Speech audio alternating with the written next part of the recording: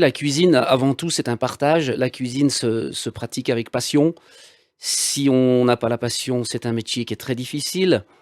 C'est beaucoup de travail, c'est beaucoup d'investissement et moi, je suis à la recherche de je ne supporte pas le mal fait. Donc je me fais mal tous les jours, je me pique un petit peu plus, je me ronge un peu plus et aujourd'hui, je prends du plaisir à cuisiner des produits locaux puisque nous avons aussi un terroir exceptionnel en Beaufortain. Nous avons des pâturages qui nous donnent des fromages exceptionnels. On peut parler du Beaufort, évidemment. Sur la partie de l'autre côté, Val d'Arly, d'où je suis issu, on parle aussi du reblochon. Et puis avec ces fromages, on peut faire des très beaux plats. Nous avons aussi de la viande. On produit aussi de la viande en Beaufortin. Nous avons des champignons. Nous avons plein de choses qui nous amènent dans la cuisine. Et vous allez tous ces produits, hein, ce sont des produits frais, c'est impératif, hein, sélectionner en circuit court auprès de producteurs locaux, transformer sur place à la minute, c'est-à-dire qu'il y a rien qui vient de la vallée, on va dire. Non, alors, ça fait quelques années que j'ai le titre de maître restaurateur et donc c'est un label, c'est le seul, j'aime bien le préciser quand même puisque les gens qui nous écoutent puissent savoir de quoi l'on parle. C'est le seul label aujourd'hui, décerné par l'État, par le préfet et ils ont resserré un petit peu les contrôles, c'est-à-dire que tout doit être, du maison et du vrai fait maison avec contrôle des matières premières, d'où elles viennent, leur provenance, leur état, pas droit au surgelé. Et donc, pour le client qui se promène, quand il voit le label maître restaurateur, il peut rentrer dans le restaurant, sans souci, en fait. Alors, Voilà. on parlait de producteurs locaux, mais vous n'allez pas chercher les choses dans la montagne. Vous êtes d'ici, vous avez à l'époque été en alpage, donc vous avez appris la vie des animaux, si j'allais dire, C'est et ça. la vie des plantes et de tout ce qu'on pouvait C'est manger. ça. Pour moi, c'est la plus belle école de la vie. Vous vous retrouvez à 1600 mètres, 1700 mètres d'altitude dans une ferme où sur votre toit, vous avez juste les tôles et un littelage. Pas d'isolation, pas d'électricité. Quand un orage arrive, c'est fabuleux. Et autour de la maison, vous avez des chèvres, des poules, des vaches. Vous faites du beurre, du lait, du fromage, des ânes, des cochons que vous engraissez. C'est la plus belle école de la vie et je souhaite que tous les enfants connaissent ça et il y aura certainement moins de soucis dans notre société aujourd'hui. Alors quand on est dans cet environnement-là, quand on respire ça, ça influence votre cuisine, peut-être pas au quotidien, mais assez régulièrement de partager ça. Vous disiez c'est un partage, mais pas seulement de le partager, de dire voilà c'est ce qui m'habite, c'est ce que j'aime faire. Oui, forcément. Après, c'est un engagement. Vous savez, moi, j'avais 11, 12, 13 ans, 14 ans. Mes parents, dès qu'on finissait l'école, fin juin, début juillet, j'allais acheter une paire de chaussures de montagne et on m'emmenait en alpage. J'étais content, tant mieux. J'étais pas content, c'était comme ça. On a été élevés comme ça. Mon grand-père m'a beaucoup élevé aussi. C'était des personnes très dures qui avaient passé leur vie à travailler et à la fois agriculteurs et aussi d'autres emplois. Donc moi, c'est déjà un respect pour mes prédécesseurs. Et puis, c'est tellement beau quand vous êtes dans la montagne que vous êtes tout seul dans la montagne et vous écoutez le vent, vous écoutez la nature qui vous parle, en fait. Et quand vous travaillez le produit qui vient de l'endroit où vous marchez, vous allez dans la cave à fromage, et ben, le reblochon, il s'est écroulé. Celui-là, on va pas le vendre, on va le manger tout de suite avec des pommes de terre du jardin, avec de la salade. C'est exceptionnel, c'est exceptionnel, Ouais. Ah, simplement. on vous sent habité par l'émotion, mais alors les gens qui viennent ici en été, ils ont la voiture, ils ont la réservation, ils ont, on arrive à leur faire consommer au sens partager cette émotion vraiment, ou ils viennent en consommateurs. Bah, vous avez plusieurs sortes de gens. Vous avez des gens qui aiment ça. Et moi, c'est mon devoir de leur transmettre. Moi, quand quelqu'un hésite à rentrer dans mon restaurant, je vais lui demander ce qu'il recherche et je vais tout faire pour lui donner ce qu'il a envie de trouver. Voilà. Après, je pense que depuis quelques années, les gens font attention à ce qu'ils mangent de plus en plus, puisqu'on a beaucoup de problèmes aujourd'hui de santé qui sont dus surtout digestifs. Et on revient sur les vraies choses. Et les gens sont prêts à payer un petit peu plus cher, mais par exemple de manger quelque chose de meilleure qualité, avec une origine, avec une traçabilité.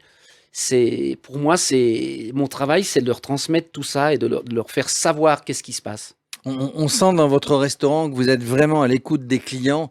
Mon petit doigt me dit qu'à chaque service, bah, vous sortez de la cuisine, des pianos comme on dit, et que vous allez un petit peu parler avec les gens. C'est-à-dire que vous voulez vraiment avoir le retour, être au contact de vos clients. C'est exactement ça. En fait, bien sûr, chaque service, je sors, je vais voir les clients, je leur demande s'ils sont satisfaits de notre prestation, puisque notre prestation commence par l'accueil, hein. Les gens, on va passer 2 heures et demie dans un restaurant. Donc on commence par l'accueil, ensuite on a la cuisine, on a le service. Et puis après, moi j'ai une citation, je la dis souvent et je l'applique. Je ne fais pas aux autres ce que je ne voudrais pas que l'on me fasse. Et je fais pour les autres ce que je voudrais qu'on fasse pour moi. Et chaque début de service, quand il y a un petit peu des gros services avec mon équipe, je les réunis tous et je leur dis ça. Et je leur dis, le dire c'est bien, mais l'appliquer c'est encore mieux. Et essayons de rendre les gens heureux. On a la chance d'être dans une station qui est belle, qui est très convoitée. Donc les gens qui viennent chez nous, ils sont pas là pour qu'on les serve classiquement, sans un mot. Voilà, moi je me mets à la place des gens.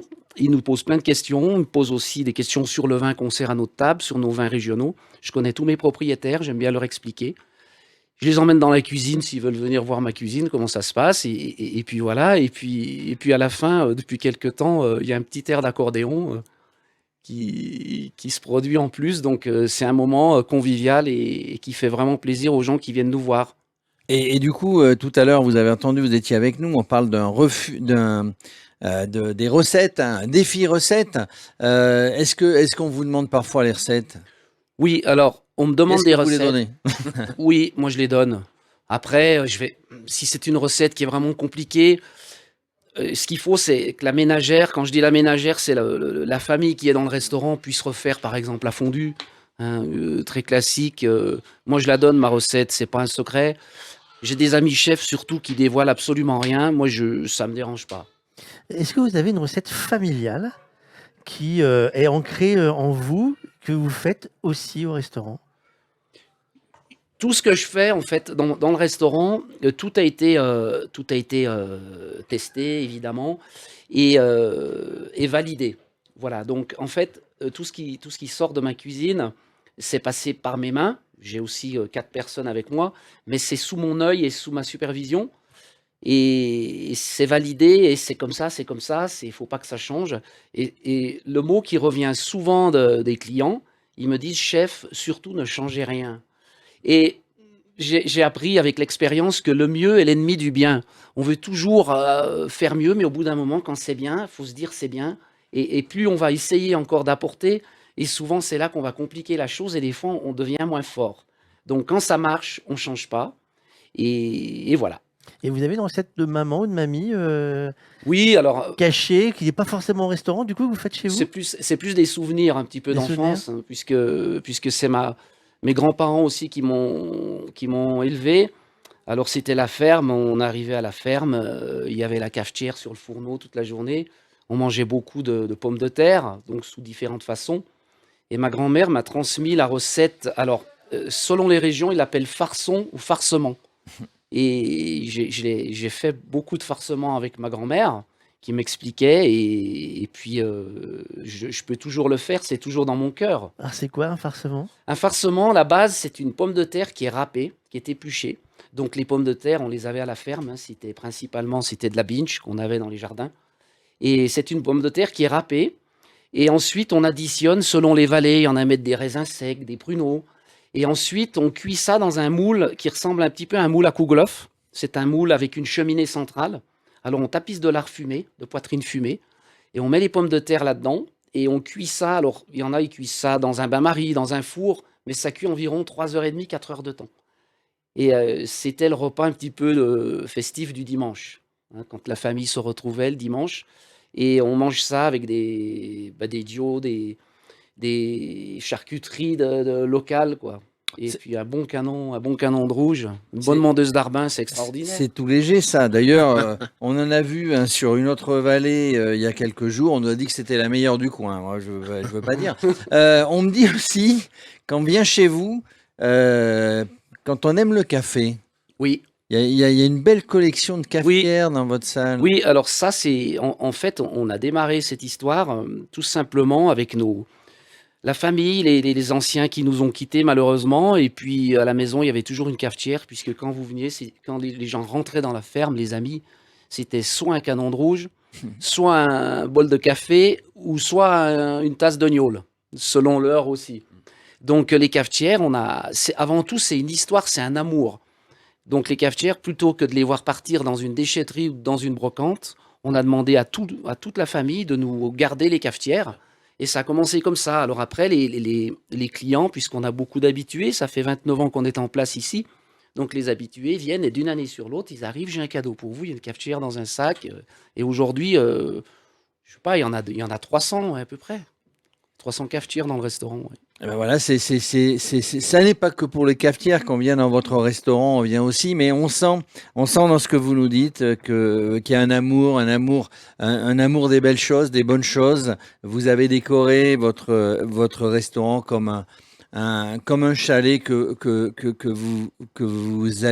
vous alliez, Oui, pardon, en alpage. On sent vraiment tout ça, et j'ai envie de dire, rien que pour cette raison, pour l'amour que vous faites passer dans votre message, on a intérêt à s'arrêter chez vous. Je rappelle que le restaurant s'appelle La Table de Laurent, oui, aux c'est ça. Arcades. Voilà, C'est ici, aux Arcades. voilà. Merci Laurent Métral. Eh ben, c'est moi qui vous remercie de m'avoir invité. Et puis, d'après ce que vous me dites, j'ai réussi à faire passer mon message. L'amour du métier et l'engagement total.